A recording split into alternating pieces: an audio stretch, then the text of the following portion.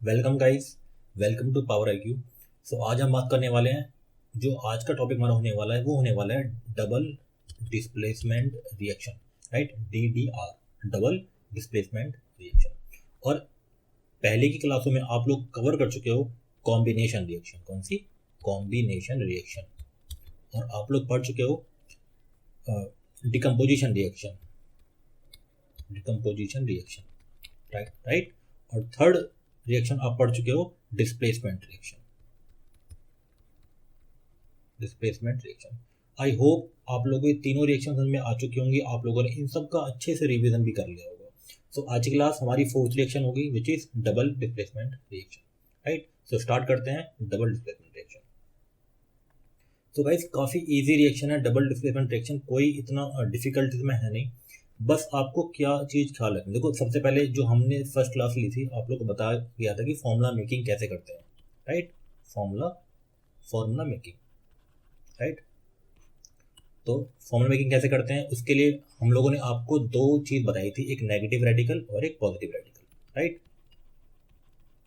Formula में क्या हमने बताया था कि एक नेगेटिव रेडिकल और एक पॉजिटिव रेडिकल की लिस्ट आप लोगों को दी गई थी, और वो आपको जरूर ध्यान रखनी है, और वो लिस्ट आपको बनानी भी आनी चाहिए। ठीक है, और बनाते कैसे हैं वो आपने सीखा कुछ बेसिक क्लास जो आप लोगों के लिए अपलोड की गई थी। बेसिक जो 2 क्लास थी उन दोनों क्लास में आपने यही सीखा कि वो आयन जो हमने बताए थे वो कैसे आए। राइट, आई होप आप इस बात को समझ पा रहे होंगे। तो अगर आपको वो चीज़ आती है, आपको फॉर्मूला मेकिंग आती है, आपको आयंस के चार्जेस याद हैं नेगेटिव या पॉजिटिव, तो डेफिनेटली इसमें आपको कोई दिक्कत नहीं आने वाली। राइट, इस वीडियो को देखने से पहले आप अपने उन पॉइंटों को जरूर स्ट्रॉन्ग कर लेना। सो स्टार्ट करते हैं double displacement reaction. So guys, those reaction in which two compounds react by exchange of ions to form two new compound. That means एक ऐसी रिएक्शन जिसमें आयन का एक्सचेंज होता हो, जैसे कि एक जनरल अगर मैं इसका फॉर्मूला बनाऊं तो कुछ इस तरह से सपोज करो ये A है, राइट, और ये B है, प्लस ये हमारा C है और ये D है। ये आपस में रिएक्ट कर रहे हैं। अब देखो आप लोगों ने एक बात जरूर आप लोगों को एक बात पता होगी, देखिए कि जब भी जैसे ए बी है, अगर ए बी ये टूटेगा तो डैट मीन्स एक पॉजिटिव आएगा और बी नेगेटिव आएगा। हमेशा किसी भी कंपाउंड को अगर हम ब्रेक करते हैं तो वो 2 आयन से जुड़ के बना होता है, एक पॉजिटिव और एक नेगेटिव। तो ये भी ब्रेक होगा तो पॉजिटिव नेगेटिव में टूट जाएगा अपने आयंस में। राइट, और इसी से फॉर्मूला बना होगा सेम। इसको अगर हम ब्रेक करूँ तो ये क्या टूटेगा, ये टूटेगा C positive and D negative. Right, generally जो पहला वाला जो नाम होता है हम पहला पॉजिटिव ही लिखते हैं। राइट, सो देखो एक्सचेंज ऑफ आयंस का मतलब क्या है इस क्वेश्चन में। देखो एक्सचेंज ऑफ आयंस का मतलब ये है, दूसरा कलर ले लेते हैं, जैसे कि ये पॉजिटिव है तो पॉजिटिव इस वाले नेगेटिव की तरफ जाएगा। राइट, और ये नेगेटिव इस वाले पॉजिटिव तरफ, जिससे क्या होगा A और D का कॉम्बिनेशन हो जाएगा, तो A एंड D बन गया। और B और C का, बट C पॉजिटिव है तो पॉजिटिव को पहले लिखते हैं, तो ये बनेगा हमारा C और B। राइट, ये हमारा D है, क्या है D। तो इस तरीके से जो रिएक्शन होती है, इन रिएक्शन को हम बोलते हैं डबल डिस्प्लेसमेंट रिएक्शन।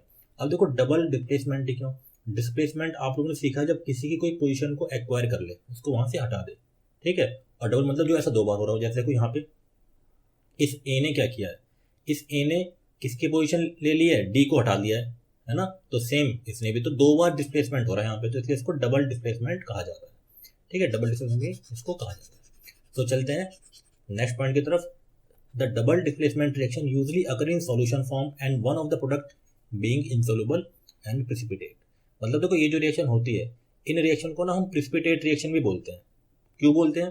क्योंकि जब भी रिएक्शन होती है तो इसमें किसी भी ये सॉल्यूशन फॉर्म में रिएक्शन होती है, और जब भी हम इस रिएक्शन करते हैं तो कहीं ना कहीं नीचे कुछ प्रेसिपिटेट बन जाता है। मतलब कोई भी नीचे एक इनसॉल्युबल पार्ट जरूर रिएक्शन में आता है, जो इनसॉल्युबल हो, जो पीपीटी हो। पीपीटी मतलब आपका प्रेसिपिटेट। जैसे कि सपोज करो आप लोग टी बना रहे हो, क्या बना रहे हो, टी बना रहे हो। अब टी बनने के बाद, अब टी को आपने क्या फिल्टर कर लिया, उसके बाद जो बचा वो क्या है, वो तो काम का नहीं है ना, तो डेट इज आपका प्रेसिपिटेट या फिर इनसॉल्युबल पार्ट जो सॉल्युबल ना हो।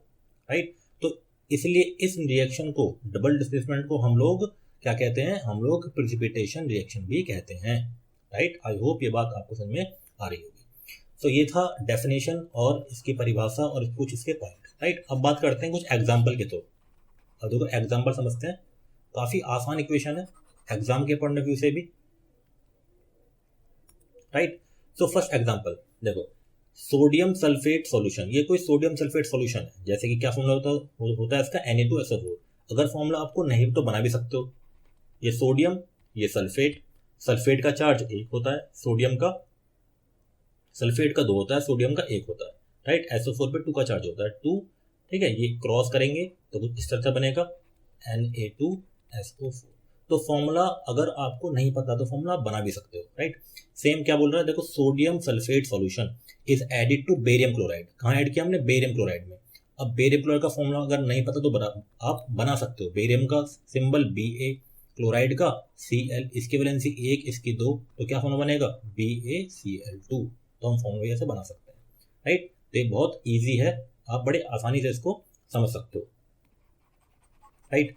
तो अब बात करते हैं रिएक्शन की। देखो क्वेश्चन ने क्या बोला है कि अगर sodium sulphate and barium chloride आपस में हम मिलाएं, देन एक वाइट इनसोल्यूबल पार्ट बनता है, ठीक है। इनसोल्यूबल, क्या नाम है इसका, barium sulphate and sodium chloride, ठीक है। ये तो एक एग्जांपल है, ठीक है। अब देखो कैसे ये रिएक्शन हुई, कैसे होगी। देखो ये सोडियम सल्फेट था, ये बेरियम क्लोराइड था, ये आपस में ऐसे ब्रेक हुआ होगा। तो कैसे ब्रेक होगा, ये होगा हमारा Na प्लस पे, ये होगा SO4 2 माइनस पे, राइट। हमें इसका चार्ज पता होना चाहिए। सेम अगर हम इसको ब्रेक करें तो ये ब्रेक होगा हमारा Ba 2 प्लस और Cl माइनस। देखो हर चीज उन्हीं नेगेटिव एंड पॉजिटिव जो रेडिकल आपको बताए गए थे उसी पे डिपेंड कर रही है। वो एक तरह से बेस है हर चीज का केमिस्ट्री का, राइट। सो अब ये वाला जो पॉजिटिव चार्ज है सोडियम, दूसरा कलर ले लेते हैं, ठीक है। तो ये जो हमारा पॉजिटिव चार्ज है ये जाएगा इस नेगेटिव की तरफ, राइट। तो सोडियम और क्लोरीन का फॉर्मूला बनेगा तो बड़े आराम से बना सकते हैं NaCl।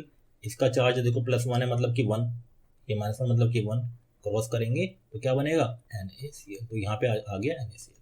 Same Ba and SO4, Ba की 2 वैलेंसी, इसकी भी 2 वैलेंसी। तो देखो Ba भी 2 है और SO4 भी 2 है, तो 2 तो सब सिंप्लीफाई करेंगे तो 1 1 आ जाएगा। तो बड़े आराम से हम इसको ले सकते हैं BaSO4। तो BaSO4 ये आ गया, राइट। आई होप ये रिएक्शन को समझने में, इसका कॉन्सेप्ट समझने में आपको बिल्कुल भी परेशानी नहीं हो रही होगी, राइट। सो इस तरह से हमने इस रिएक्शन को कंप्लीट कर लिया है। अब इसके बाद इसको बैलेंस कर दिया, तो बैलेंस करने के बाद यहाँ पे हमें 2 लगाना पड़ेगा। बैलेंसिंग आप लोगों को आती है, राइट। अब ये जो हमारा बेरियम सल्फेट है, ये बेरियम सल्फेट तो नाम है बेरियम सल्फेट, ये एक व्हाइट पीपीटी के फॉर्म में आता है, ठीक है। एक व्हाइट कलर का ये आता है, राइट। तो आई होप ये एग्जाम्पल आपको समझ में आ चुका होगा। तो चलते हैं नेक्स्ट एग्जाम्पल की तरफ, ठीक है। तो देखो नेक्स्ट एग्जाम्पल भी देख लेते हैं, ये भी काफी इजी एग्जाम्पल है। इसमें देखो क्या है, पोटेशियम आयोडाइड, ये पोटेशियम आयोडाइड है। पोटेशियम आयोडाइड देखो पोटेशियम की वैलेंसी 1 होती है, आयोडीन, आयोडाइड मतलब आयोडीन, उसकी भी 1 ही होती है। क्रॉस करेंगे तो Ki फॉर्मूला बन जाएगा, राइट। सेम देखो लीड नाइट्रेट, देखो लीड का फॉर्मूला Pb होता है, नाइट्रेट का NO3 होता है। वैलेंसी आपको याद हो तो इसकी वैलेंसी 2 होती है, इसकी 1 होती है। तो क्रॉस करेंगे तो क्या बनेगा PbNO3 2। ये हम पहले की वीडियो में कवर कर चुके हैं।